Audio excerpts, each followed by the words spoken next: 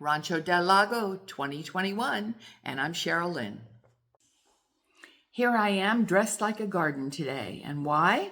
Because we're going to be talking about a do-it-yourself fertilizer. Before we get into that, I want to tell you about a couple of other fertilizers that are also very nitrogen rich.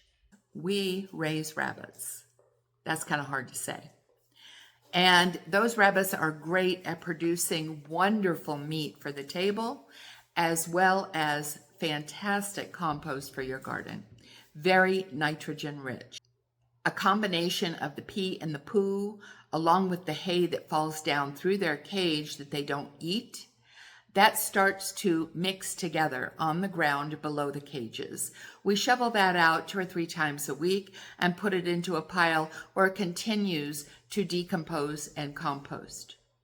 This fertilizer is not hot. You can use it on your plants right away. It makes a great topping around the roots of the plants, and it will make your plants flourish. Another one is fish fertilizer. You've probably used or at least seen fish emulsion. You mix that with some water and make a tea out of it.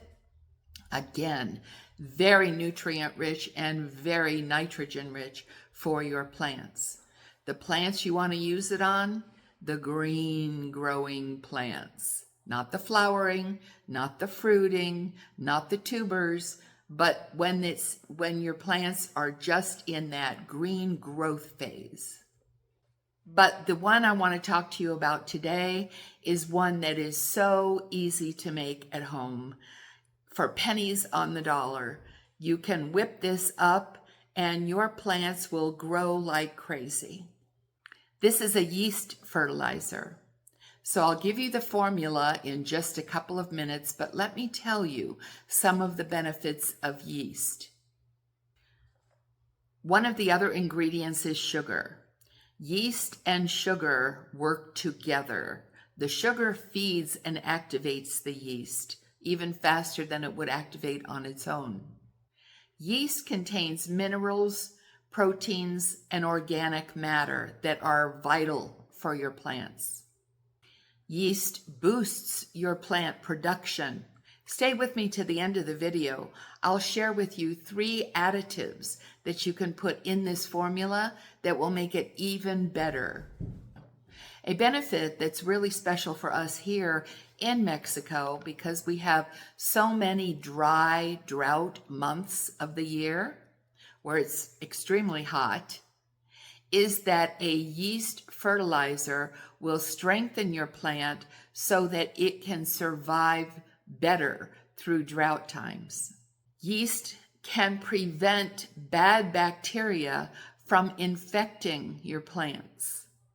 When chemicals go into the soil, let's just say you heard that you could throw eggshells or banana peels onto the soil around your plants and it would help them.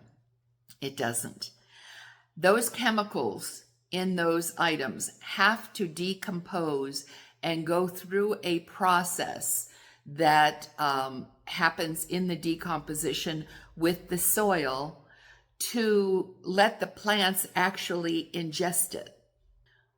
Yeast can decompose ammonia, phosphorus, and potassium so that it is readily available for your plant's roots to absorb. And yeast will help your plant in stressful situations. Stress because it's too hot, stress because it's too dry. Whatever those conditions are that stress your plant, having ingested yeast fertilizer will give them the strength to make it through. And this one you've probably never even imagined.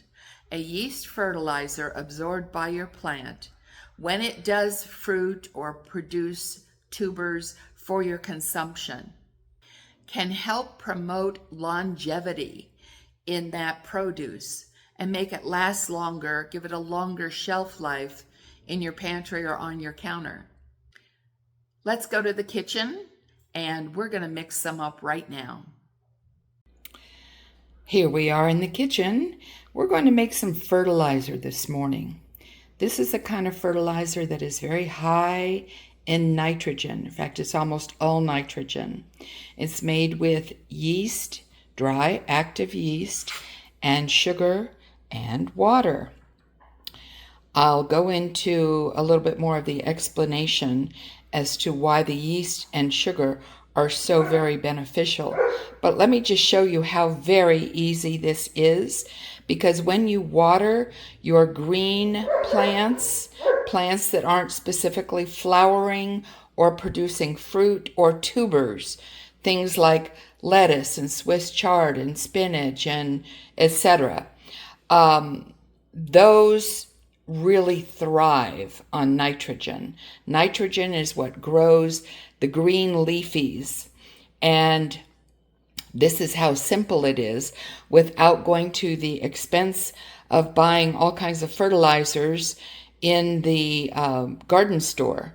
So I want you to take about a quart of semi-warm water, not hot, a little bit warmer than room temperature. And this is a tablespoon of dry yeast. Pour your yeast in. And then we're going to take 2 tablespoons. Whoops, let me get a good tablespoon there. 1. And this is just white sugar. Just plain old white sugar. Sugar feeds the yeast. And then we're just going to do a stir. And we want to get all that yeast dissolved. So we'll stir for a couple of minutes.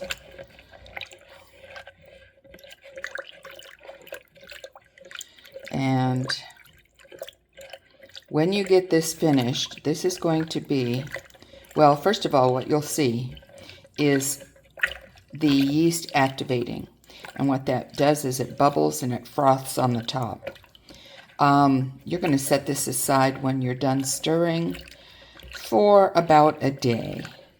And you don't have to cover it.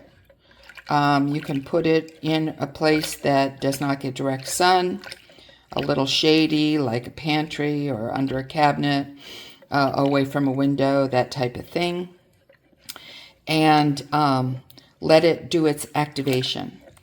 And when it's done, tomorrow, we'll come back and look at it and see how frothy it is.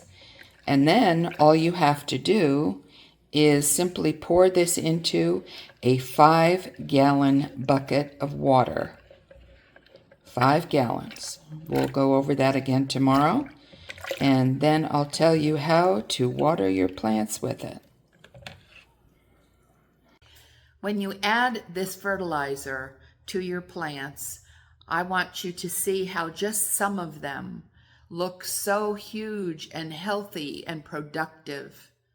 Here's a tomato plant treated with a yeast fertilizer, and you can see how robust the fruits are and how strong that plant looks. Eggplant, same way. Look at how it's flourishing. And these peppers, they're just starting to set, little ones. It's just going to be abundant because of this fertilizer. One of my favorites is cucumbers.